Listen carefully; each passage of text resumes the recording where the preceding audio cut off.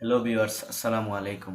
আপনারা কি জানেন কিয়ামতের 10টি আলামত? না জেনে থাকলে পুরো ভিডিওটি দেখে নিন। 10টা আলামত আসার আগে কেয়ামত হবে না।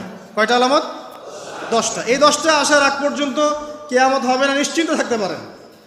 কিন্তু এই 10টা কবে চলে আসবে এর কোনো গ্যারান্টি আছে? নাই। তার প্রথমটা হচ্ছে দাজ্জাল, মাসিহুদ দাজ্জাল মানুষের রূপে বের হবে। 2, ঈসা ইবনে মারইয়ামের আগমন। নবী ঈসা আলাইহিস সালাম আসবেন এবং তার হাতে দাজ্জাল নিহত হবে। কোথায় নিহত হবে সেটাও বলে দেওয়া আছে, প্যালেস্টাইনের বাবেলুদ নামক জায়গায়, যে জায়গাটা অলরেডি প্রস্তুত।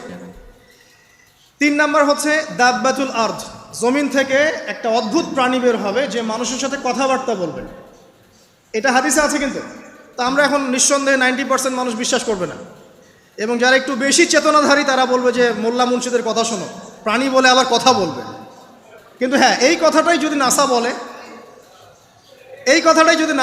যে হ্যাঁ একটা প্রাণী আছে পৃথিবীর গভীরে, সে অচিরেই বের হবে এবং কথা বলবে, দেখবেন সবাই বিশ্বাস করছে। দেখেন চিন্তাগত শিরক, চিন্তাগত শিরকটা দেখেন। যখন আমরা ওইসব মিডিয়া থেকে কোনো কথা আসে আমরা নিশ্চিন্তে নির্দ্বিধায় বিশ্বাস করি। আল্লাহ পাক হাদিসে বলছেন, নবী হাদিসে বলছেন দাব্বাতুল আরদ বের হবে, মানুষের সাথে কথাবার্তা বলবে। মানুষ বিশ্বাস করতে চায় না। আর কি? ধোঁয়া। এই ধোঁয়ায় আকাশ ছেয়ে যাবে, ধোঁয়া দিয়ে আকাশ ছেয়ে যাবে। এবং এত বড় ধোঁয়া বিশ্ববাসী কখনো দেখে নাই। এখন অনেকে বলছেন, এখনকার আধুনিক স্কলার যারা, অনেক স্কলারের এটা মত, এটা কিন্তু হাদিসে নাই, তাদের মত হতে পারে যে একটা নিউক্লিয়ার এক্সপ্লোশন হবে। সারা ওয়ার্ল্ড তো এখন নিউক্লিয়ার যুদ্ধের সামনে দাঁড়িয়ে আছে, তখন হয়তো বা ধোঁয়ায় পুরো বিশ্ব ছেয়ে যেতে পারে। এটা তাদের মত। এটা হতেও পারে, নাও হতে পারে, হওয়ার সম্ভাবনা কিন্তু আছে, উড়িয়ে দেওয়া যাচ্ছে না। ঠিক আছে? 4টা। 5 কি? 5 হচ্ছে ইয়াজুজ আর মাজুজ। ইয়াজুজ আর মাজুজ এই প্রকৃতি বের হবে, এরাও কিন্তু আদম সন্তান, এবং তারা পৃথিবীর পানি খেয়ে শেষ করে ফেলে দিবে, মহাসাগরের পানি খেয়ে শেষ করে ফেলে দিবে।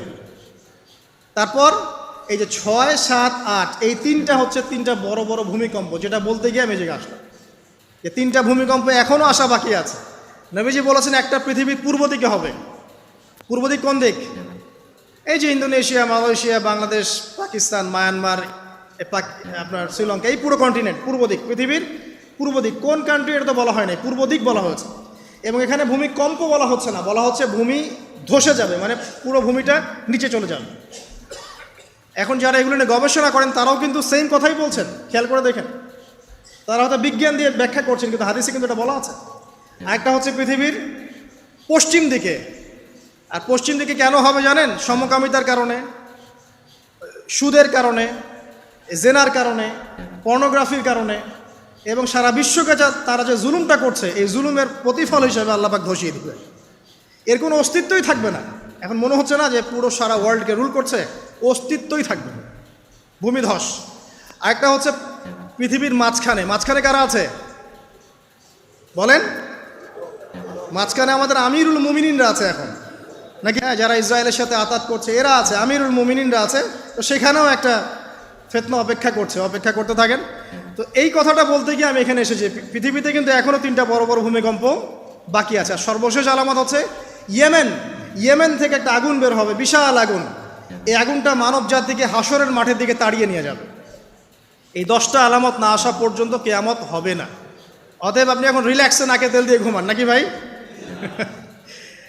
এই 10টা আলামত না আসা পর্যন্ত কিয়ামত হচ্ছে না। তবে এই 10টা আলামত আসার পটভূমি কিন্তু তৈরি হয়ে যাচ্ছে, এটা আমাদের খেয়াল করতে হবে। আচ্ছা আসেন, এই যে শুআয়ব আলাইহিস সালামের কওমকে যে ভূমিকম্প দিয়ে ধ্বংস করা হলো, এই ভূমিকম্প কখন আসে? আল্লাহ পাক বলছেন তার রাসূলের মাধ্যমে, যখন সমাজের মধ্যে পাপ বেড়ে যাবে, অশ্লীলতা বেড়ে যাবে, মানুষ মাদককে হালাল মনে করা শুরু করবে, জেনাকে হালাল মনে করা শুরু করবে, এবং এই যে বেপরদামি বেড়ে যাবে, তখন সমাজের মধ্যে ভূমিকম্প দেখা দিবে, ভূমিধস দেখা দিবে। গান বাজনা, বাদ্যযন্ত্রকে মানুষ হালাল মনে করা শুরু করবে, তখন এগুলো আসবে। তো এগুলো কি আসার বাকি আছে? এখন কি মনে হচ্ছে?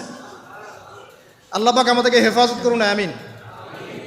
বাঁচার উপায় কি? ওই যে বললাম, রব্বানা বলেন, আতিনা মিন লাদুনকা রাহমা ওয়া হাইয়্ লানা মিন আমরিনা রশাদা।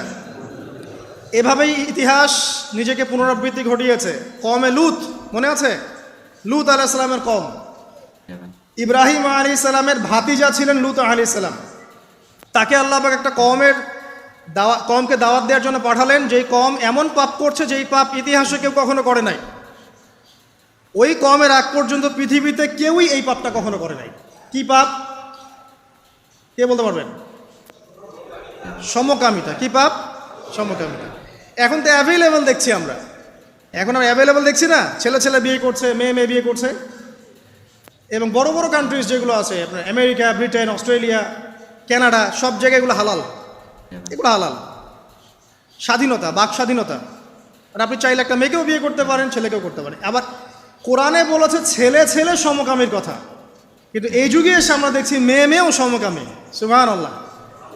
এবং এটা আমাদের দেশে ছড়িয়ে পড়ছে, এটা কিন্তু অ্যালার্মিং একটা বিষয়। আমরা সবাই বাইরে ভালো মানুষের মুখোশ ধরে আছে ঠিকই, কিন্তু ভিতরে ভিতরে সমাজ এগুলো চলছে। এগুলোকে যদি এখনই আমরা যদি এটাকে ডিফেন্ড করতে না পারি, তাহলে কিন্তু সমস্যা। আগামীতে দেখা যাবে যে আমাদের পরিবারের মধ্যে এগুলো ঢুকে যাচ্ছে, নাউজুবিল্লাহ। এখনকার জরিপ বলছে যে 20 থেকে 30 জন মানুষের মধ্যে একজন মনে করে যে সমকামিতা ভালো জিনিস বা এটা একটা স্বাধীনতা। আগে বলা হতো যে এটা একটা মানসিক রোগ। আপনি 10 বছর আগের ডাটা দেখেন আর 10 বছর পরের ডাটা দেখেন, এখন আপনাকে বলা হবে এটা একটা বাক স্বাধীনতা। আগে বলা হতো মানসিক রোগ। তো এই কম ছিল কওমে লূত। আল্লাহ পাক এদেরকে এমনভাবে ধ্বংস করেছেন যেভাবে পৃথিবীতে কোনো কওমকে আল্লাহ পাক ধ্বংস করেন নাই, কাউকে না। কিভাবে? আল্লাহ পাক 2 জন ফেরেশতা পাঠিয়েছিলেন, জিবরাইল আলাইহিস সালাম এবং মিকাইল আলাইহিস সালাম। তাদেরকে সুন্দর যুবকের আকৃতিতে পাঠিয়েছেন, সুন্দর সুন্দর যুবক। সুবহানাল্লাহ। এগুলো বলতে খারাপ লাগে যে এখন ছোট ছোট বালকদেরকেও দেখি বলাৎকার করা হচ্ছে না? নিউজগুলো পান না? আর আমরা এটা জঘন্য প্রতিবাদ করছি। আসলে কোনো কোনো ক্ষেত্রে দেখা যায় যে ইসলামী কিছু প্রতিষ্ঠানের মধ্যে এই রোগ ঢুকে গেছে। তো এটা কিভাবে হলো আসলে?